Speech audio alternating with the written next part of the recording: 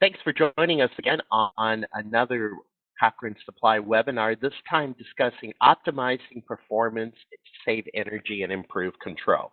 My name is Bob Walker, and I'm a regional application consultant for Belimo. Our discussion today is really going to center around some of the advances of pressure-independent control valves. So let's start off with just a basic definition for PI valves. Pressure-independent valves are two-way valves that supply a specific flow for each value of the control signal, regardless of the pressure variations in the system. And graphically, we're trying to show that effect that when I have a control valve, if I'm not modulating it to any other position but leaving it in one position, as pressures change across that valve, your flow is going to change. And we're going to see how that happens as we go through this. But the idea is that we don't want any effect of pressure on that control valve. And really, ultimately, it allows your control system to do what it's designed to be, controlling temperature and not compensating for the dynamics of the hydronic system. We're going to go through a little discussion on valve and coil performance. We're going to talk about performance issues with standard control valves. And we're not saying a standard control valve such as a ball valve or a globe valve is bad, but when you're using those valves with or without balancing devices, you're going to see that static balancing will cause us some unstable flow control. At high flows, the old adage, you don't get cooling just because you send more water through a cooling coil. So, we'll see that effect that more flow through the coil doesn't equal more heat transfer, which all this contributes to low delta T at the coil and ultimately low delta T at the system.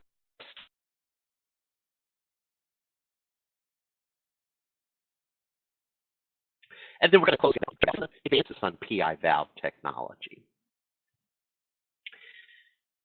A standard hydronic coil, and this again is a good point for me to say when we talk about pressure-independent control valves, we're talking about hot water and chilled water coils. So standard hydronic coil performance, as you see here, when I start sending flow through that coil, I get a high increase in coil power or heat transfer.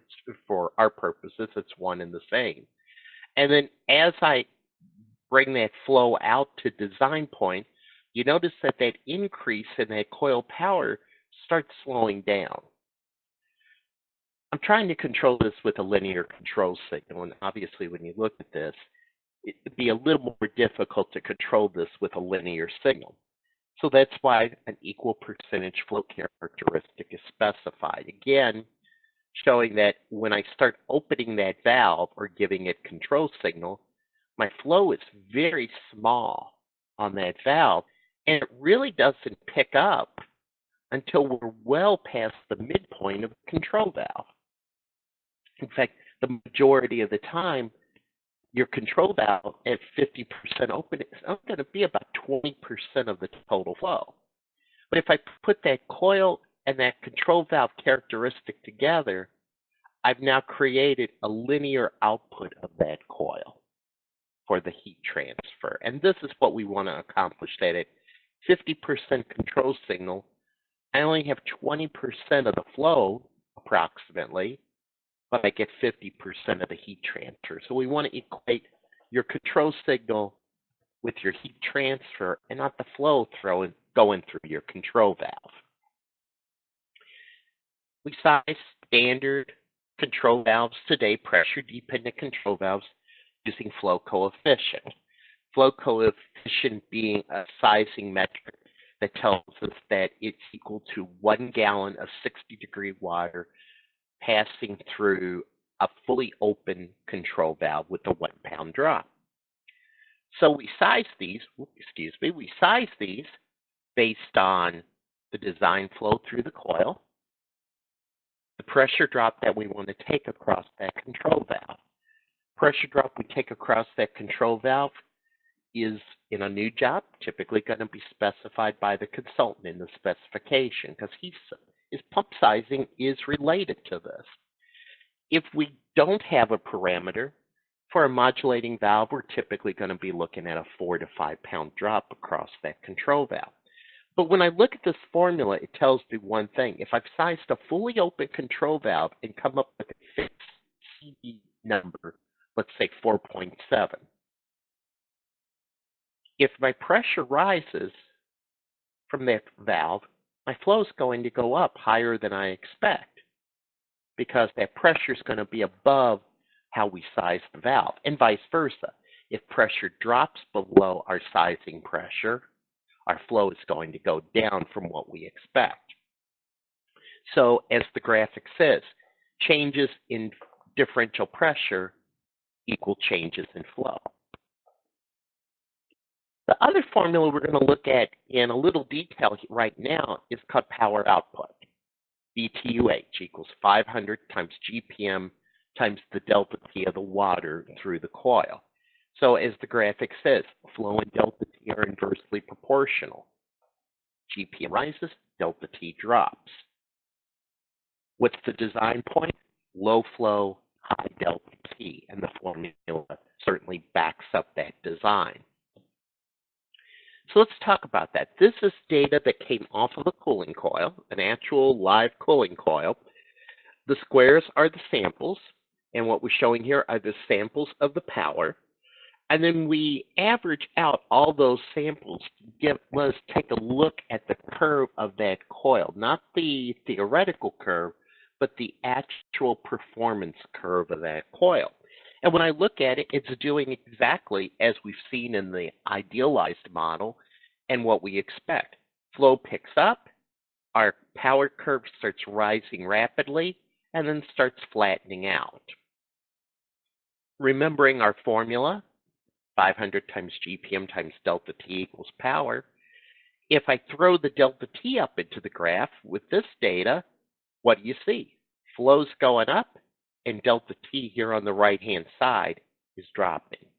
So everything is working with this coil as it should to meet all the concepts of coil. Low flow, high delta T, low flow and delta T are inversely proportional. But when you look at this picture, I've somewhat stopped plotting all the data. So let me show you the rest of the data. Look at the power line in particular, this green line. Look how from this point to this point, that power line has flattened out. Well, what's it telling us? Well, it's letting us operate in what we call a waste zone. And when we operate in that waste zone, what we're doing is we're pumping more water, we're reducing our delta T, but we're not gaining any applicable power increase to do that. Now, I'm sure some of you are thinking, well, this is great, but I have a control system. So my control system isn't going to allow this to happen. Well, is that a true statement? Not really, because what your control system is doing is controlling based on temperature versus set point. So let's say this was being controlled by discharge air. You have a 55-degree discharge air set point.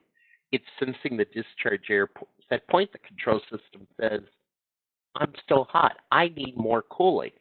Let me continue to open that valve.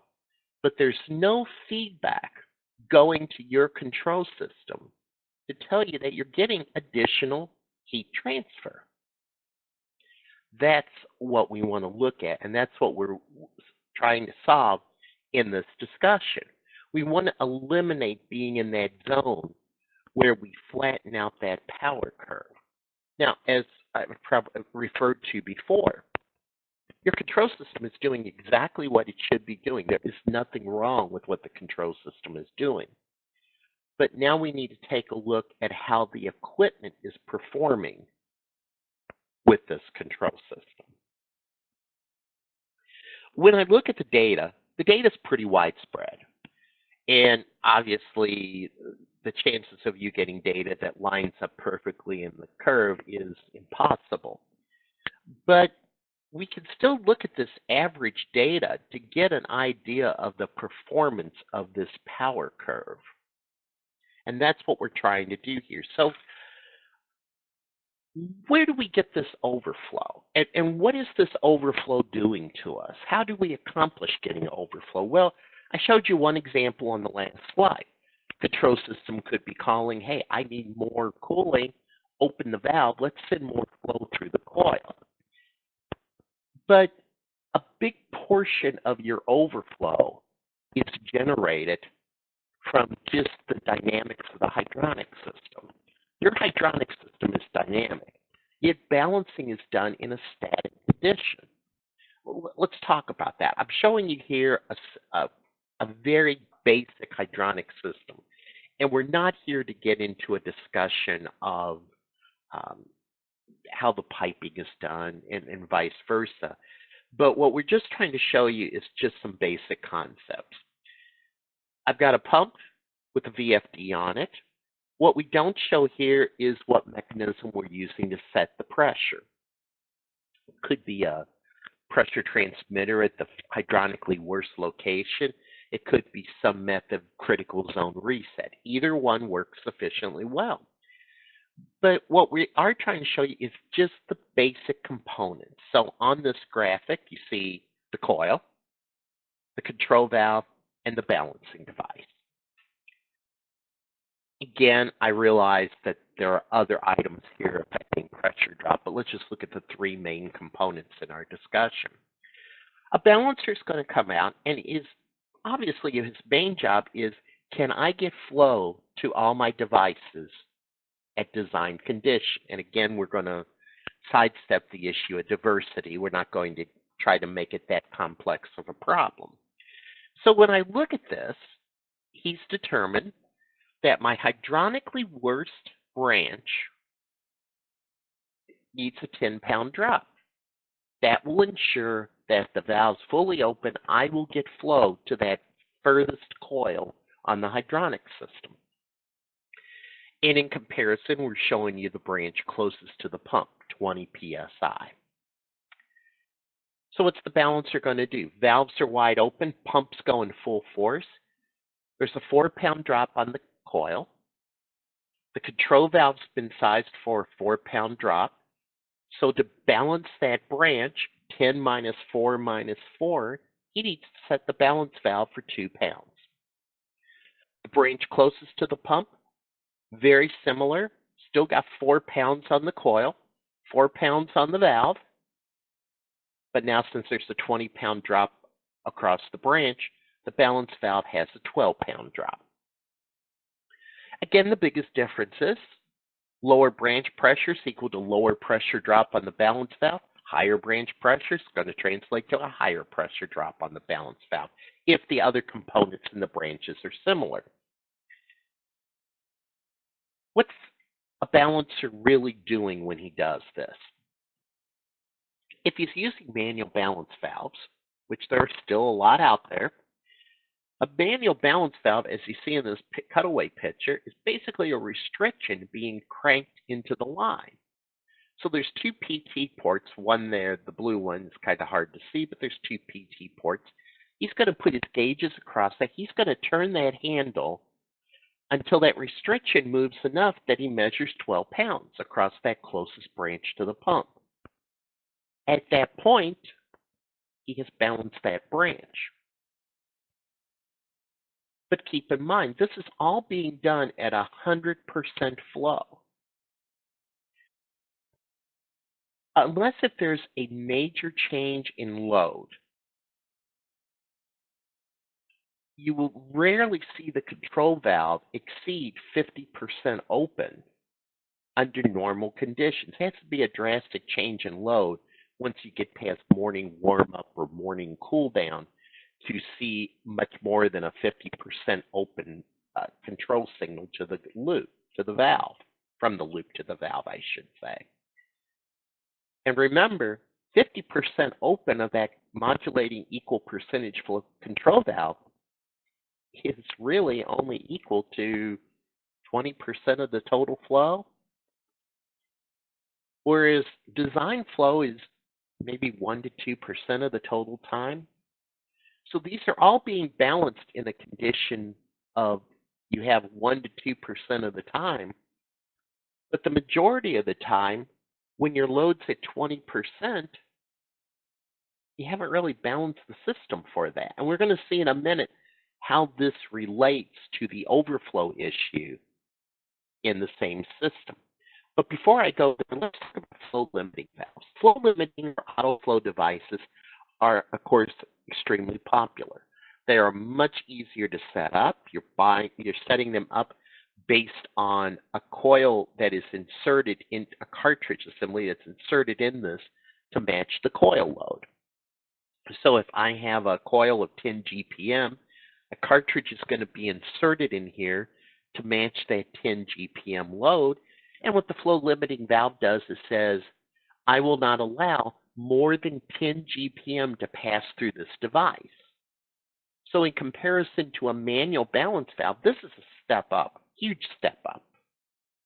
Because with a manual balance valve, I could certainly exceed my total design flow if the pressure gets high enough. But with the flow limiting device, it will limit it to that maximum flow. Some people say, well, if I put the two together if I put a flow limiting device with a manual, or a standard control valve, I get that effect of that pressure independent valve where I don't get those pressure variations and ultimately flow variations across the control valve. Well, this ASHRAE article really says it best when it says flow limiting valves essentially do nothing when the flow is below design, because that's when the valve is throttling flow. The flow limiting valve is not going to affect the pressure across the control valve.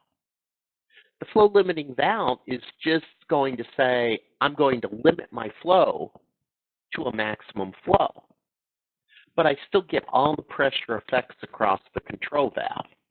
The only, again, the advantage is that I can at least never exceed the design of the coil. But that's really going to come into play 1 to 2% of the time, right? So, not that they're bad, but they're not giving you that pressure independent effect. So let's take a look at that and see how that works. Here I have the same circuit as before. This time, however, we've got the pump dialed down to 20%. These two control valves are still wide open, so maybe we're going to assume that all the other valves in the system have shut down. And I have these two lonely valves still wide open.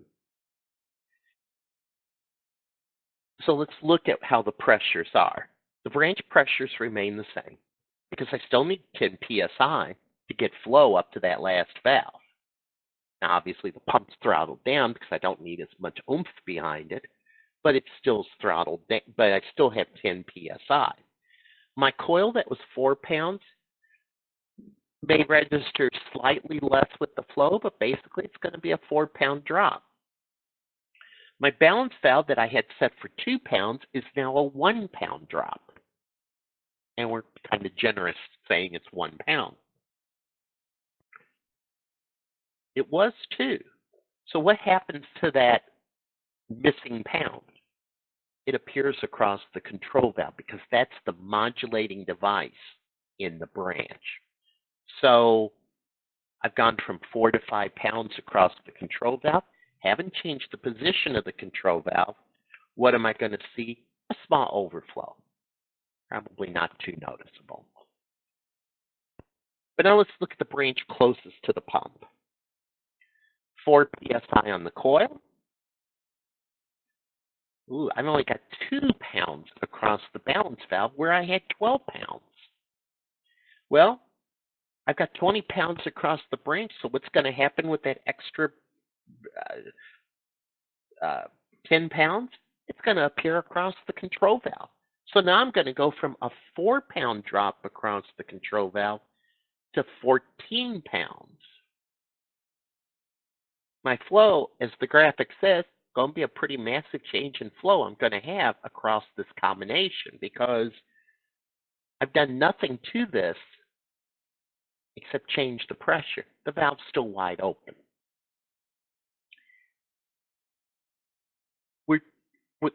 trying to eliminate this. And this is a good point to say, you can look at these balance valves and say they're standard manual balance valves, they're auto flow devices. The only variance is that the auto flow device, if go back to my example, if this was a 10 GPM coil, it at least wouldn't let us pass more than 10 GPM. But it would still be an overflow to that coil. I mean, look at it this way. If this is a 10 GPM coil, and I was at 50% open, I should have about 2 gallons going through it. And if I pumped up to 14 pounds across the control valve, we're going to be really approaching that 10 GPM number that is the flow limit.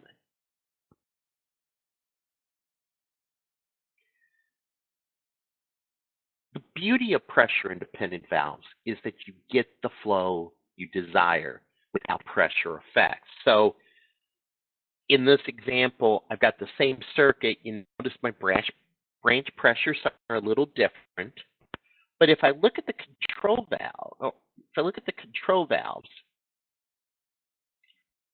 I could look at these and go, wow, I could have 2 valves in the same position and not be able to tell you which one is passing more flow. Now, why is that important? Well, critical zone reset based on valve position. We want to look, ASHRAE 90.1 calls for pump settings to be reset based on this type of control sequence. But if I look at these 2 valves, and let's say, for instance, I go, okay, which valve has the biggest call? That valve with 2 to 3 pounds across it could actually be open wider than this valve that's 8 pounds because of the amount of flow I'm getting. There's no correlation between pressure and valve opening to translate to flow. Now, I'm the first to say, critical zone reset has been done for years, and just looking at the stem position or the valve position, and it works very well. But the beauty of pressure-independent control valves is that your system is dynamically balanced. When I look at so first thing you do is you eliminate the balancing valve. I look at 2 PI valves. If they're identically sized and the valve at the top is open 40% and the second valve here at the bottom is open 50%, I can guarantee you this valve, 50% open, is going to be flowing more than this valve at 40% open, regardless of the pressure drop across that control valve. So if you're doing critical zone reset, this is really a great advantage that you have with being able to bring in the fact that you have that variable of critical zone reset. You know you're getting true flow and true position because you're getting the exact GPM going through the valves. What's the cost of overflowing the coil? As you can certainly see to this point, there is potential overflowing the coil due to the relationship between the static balancing of the system and the dynamics of a hydronic system. This is the same plot we showed you at the very beginning. However, this time around, let's just identify the 2 points. Point 1 is what we call the power saturation point, the point beyond which additional flow to the coil doesn't yield additional heat transfer. And then point 2 is out there at the end of the line. So let's take a look and look at the 2 data points of the 2 data points. As I said, from that power saturation point to the end of the line, it's a pretty negligible change in power, 5 kVTUH. Yes, you get slightly more, but look at the scale. 5 kVTUH on this scale is going to translate to only 1.6% additional heat transfer. But yet that change from 55 to 65 gallons per minute of flow requires 18% more pumping energy. Simply put, run it through the pump affinity laws, do the math. For me to pump that additional 10 gallons per minute of water that I'm getting nothing for, it's going to cost me 65% more pump energy. Now, I don't want to discount pump energy. Pump energy is important. Pump energy is a very big component of this. But I think what's even more of a component is what this excess flow is going to do at the plant. The first sentence here, pretty obvious. Chiller plants are more efficient at design delta T than at low delta T.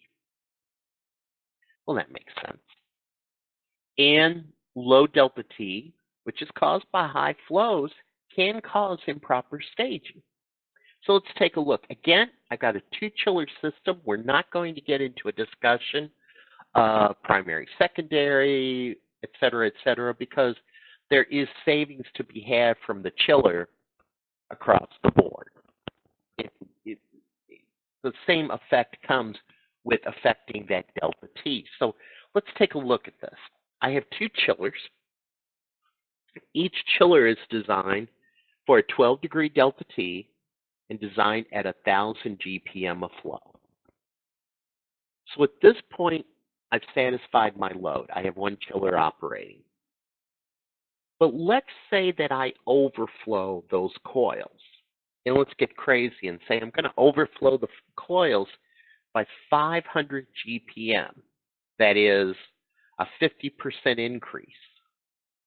Well, first thing, I've now dropped my delta T, because if I was satisfied with 1,000 GPM at a 12-degree delta T, if I'm simplistically saying throwing an additional 500 gallons per minute of chilled water supply back to the return, I'm certainly going to affect my delta T, in this case drop it to 8 degrees. More importantly, look at what happens to my second chiller. It got turned on. Now my load stayed the same, so why did I bring on a second chiller?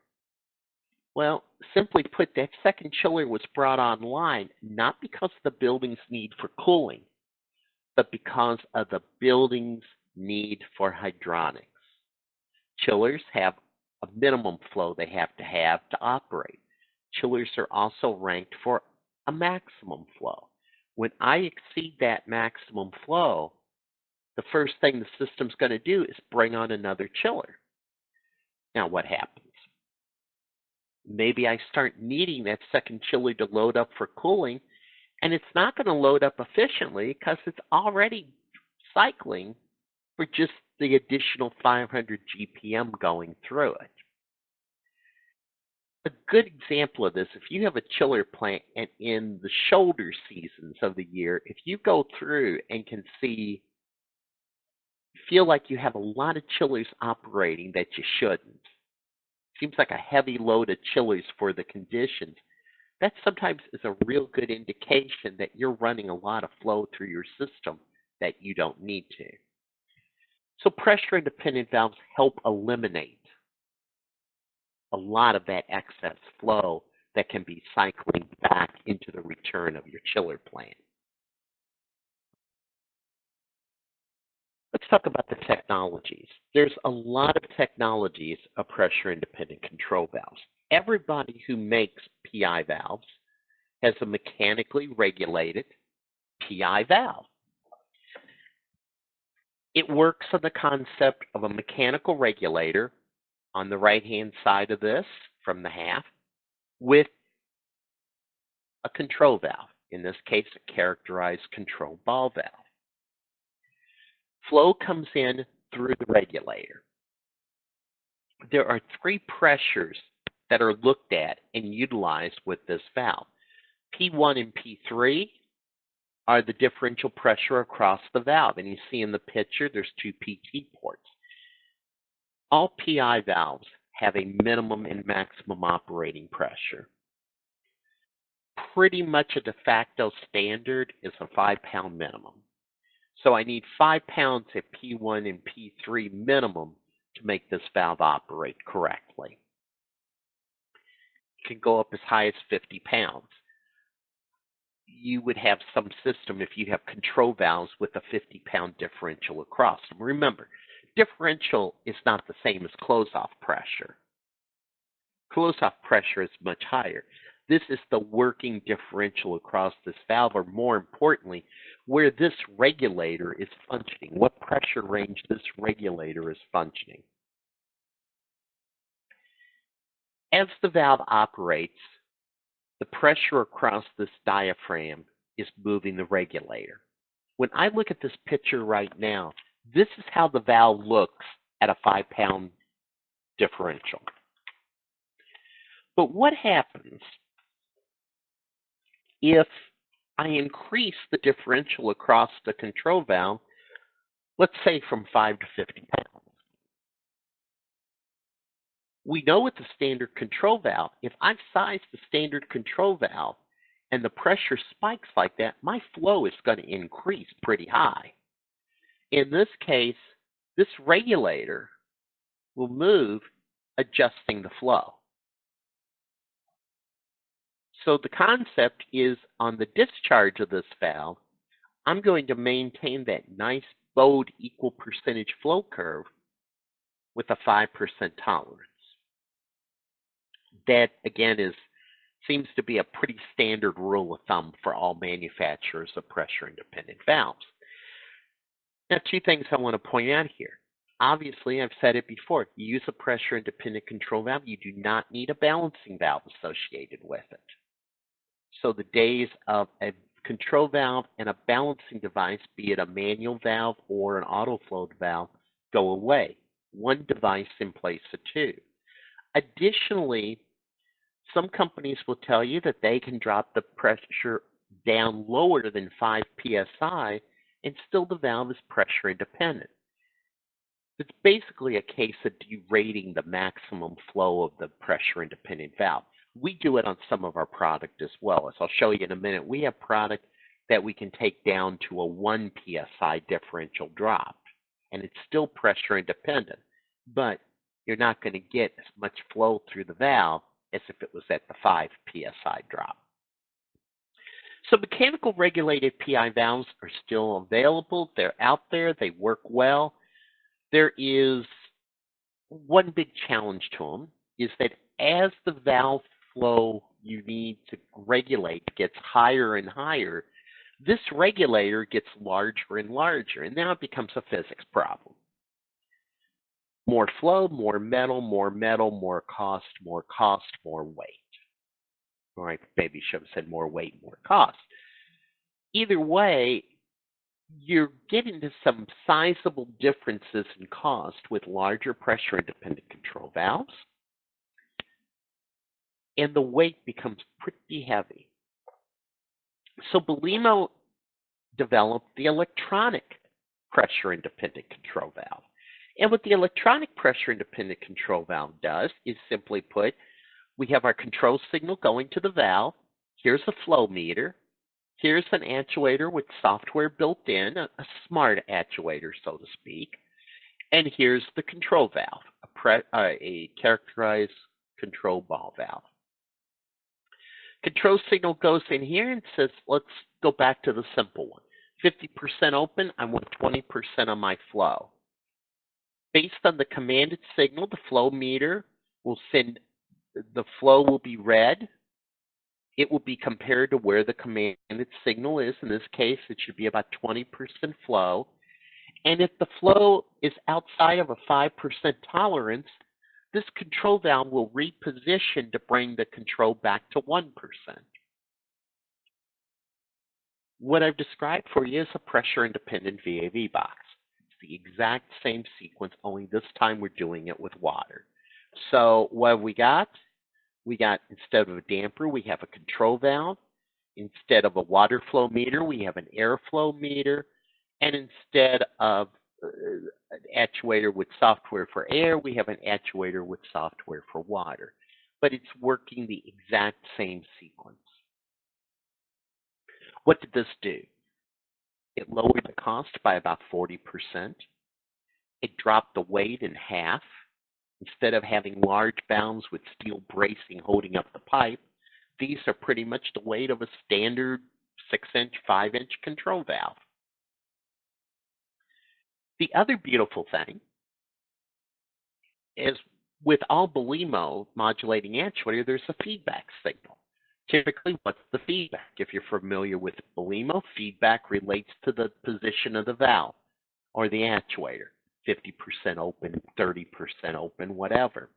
In this case, the feedback is based on the maximum flow of the valve, and it reads out in a 2 to 10 volt signal linear, so you can actually read the feedback or the flow of this control valve.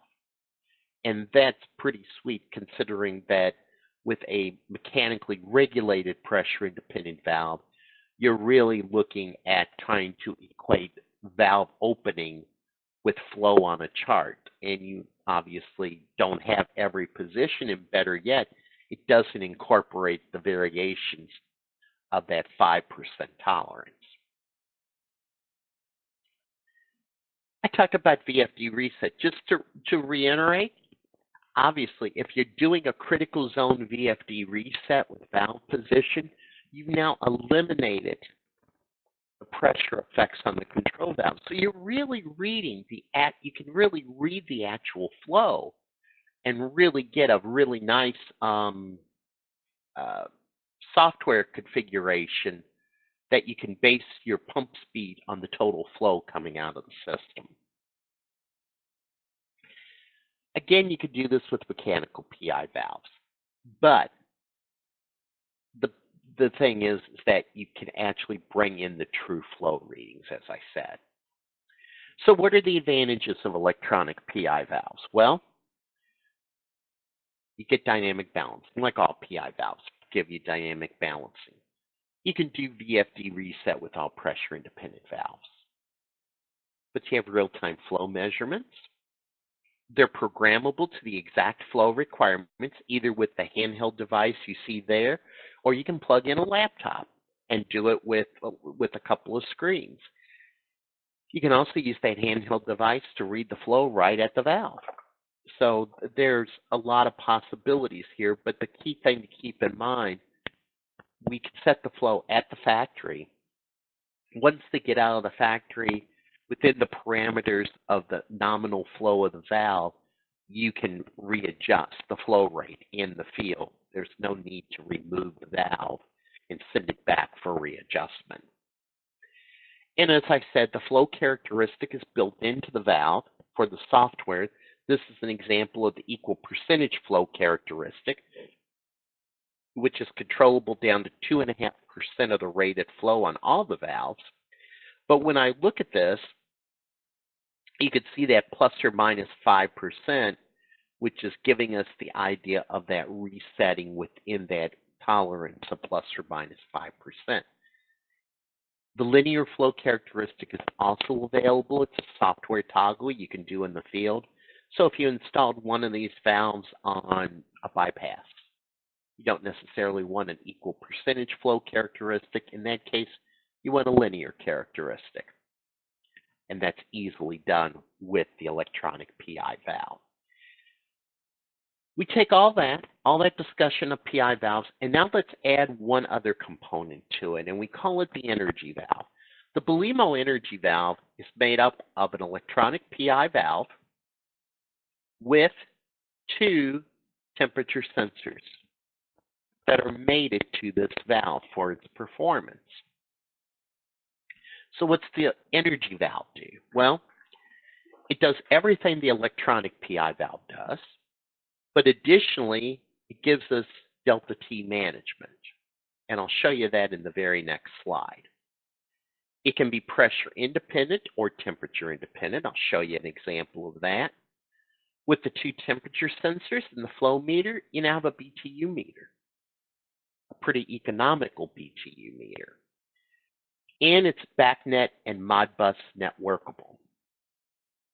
Additionally, one fact that we don't have here, there is software developed in the flow meter. The flow meter is an ultrasonic flow meter with a small temperature sensor in it. And depending on the size of the valve, There can either be 2 transmitters and 2 mirrors, or 4 transmitters and 4 mirrors. 2-inch and under have 2, 2.5 and up have 4. By software programmed into this, we can look at the temperature, look at the velocity of the fluid, and with that information, translate that to a glycol percentage, which can be read over BACnet or through the handheld device or your laptop.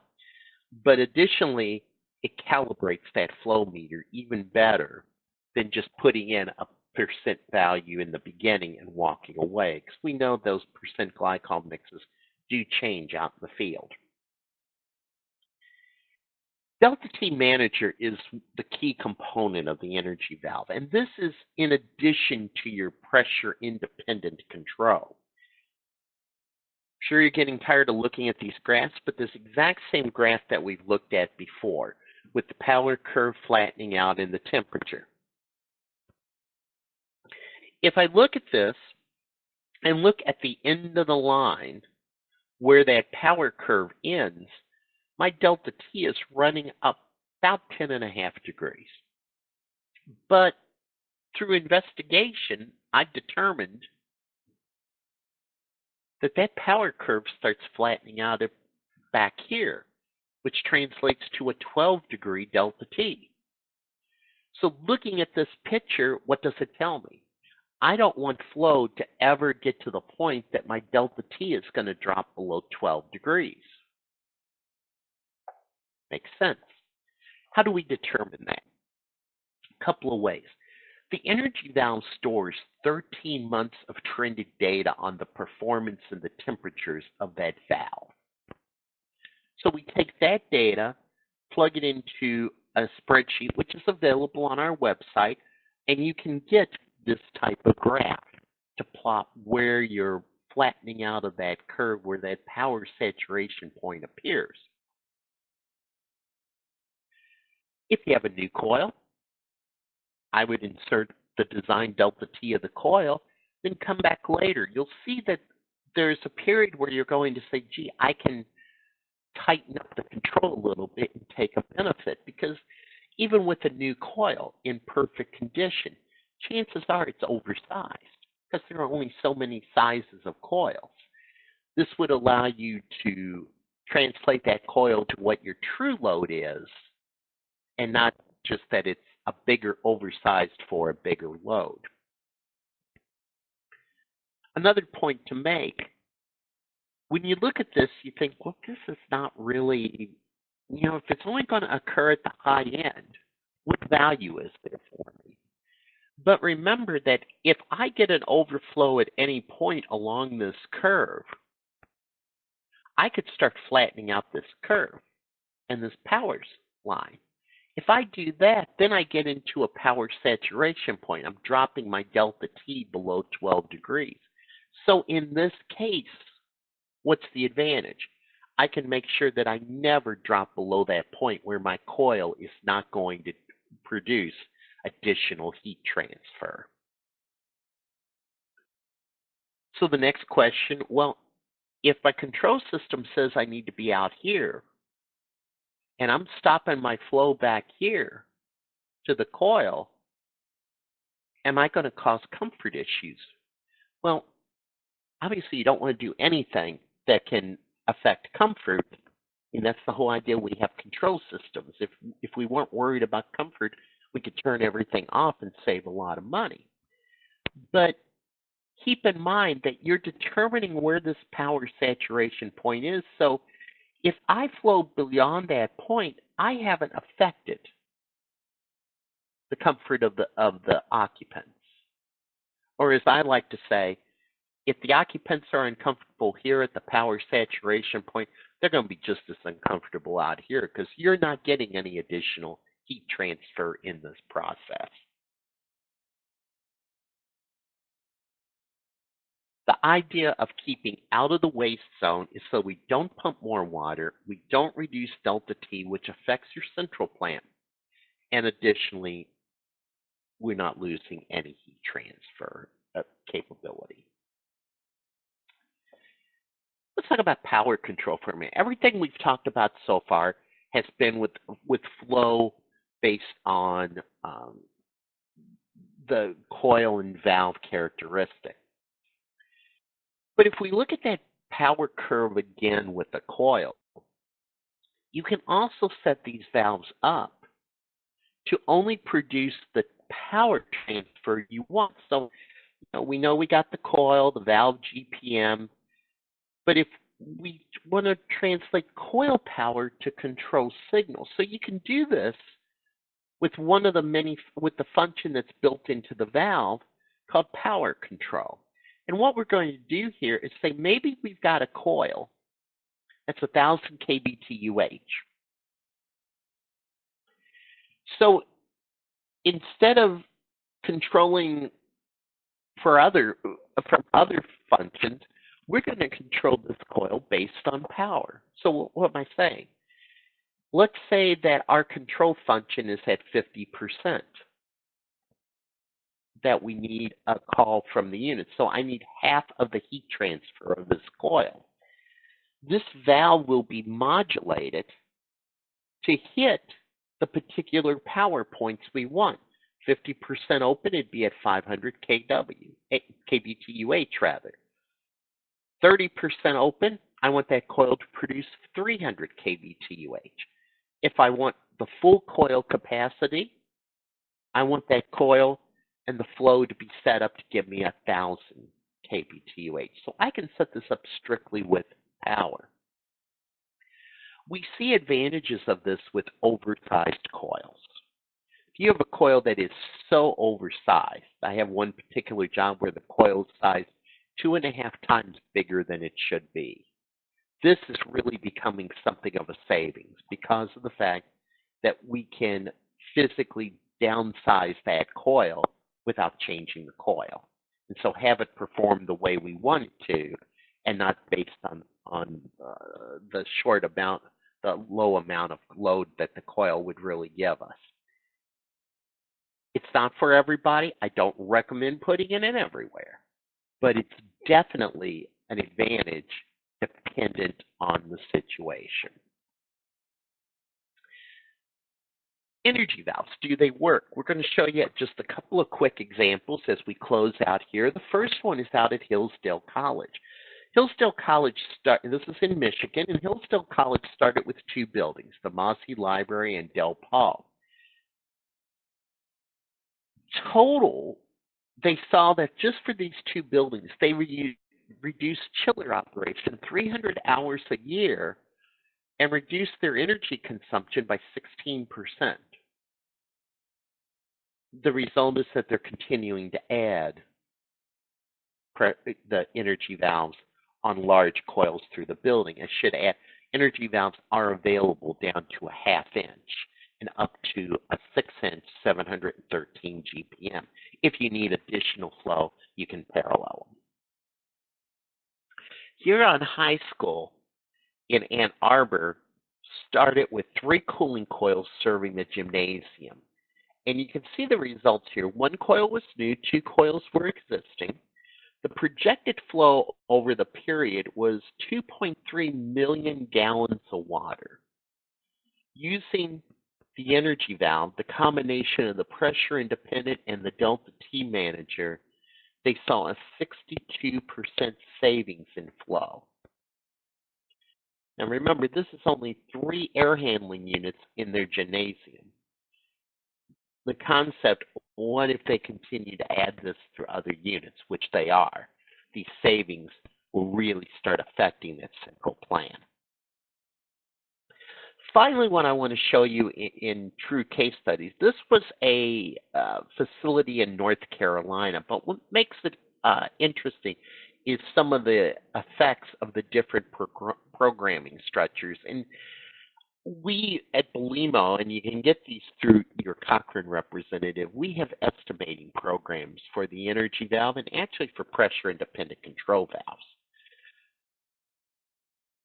But before we had all these great tools, a lot of times it was working in the field, coming up with ways of seeing where the savings were coming. And in the beginning with the energy valve, where some people did, what this customer did is he installed energy valves, but he installed them in different programming modes. So started out in pressure dependent mode. Remember, the valve stores all the data for 13 months. So you can see all the data storage there. And actually the gray samples are all from the pressure dependent mode. Then enable pressure independent mode, an electronic PIV basically. Collected more data. Then enable the Delta T manager. 60 ton is an average load. You see that the Delta T raised from 6 to 10 to 15 degrees. But look at what happened to the flows at those points. From 240 to 144 to 96. Basically 40% of the flow was needed to achieve the system. So there was a 60% flow savings. Yet Delta T shot up 9 degrees. Now the question that's asked is, this is great, but what happened to discharge air temperature? I bet they really started suffering. From this point on the pressure dependent to the Delta T manager, the Delta T stayed within 0.2 degree tolerance. The bottom line, there was no effect on the comfort of the occupants in the building.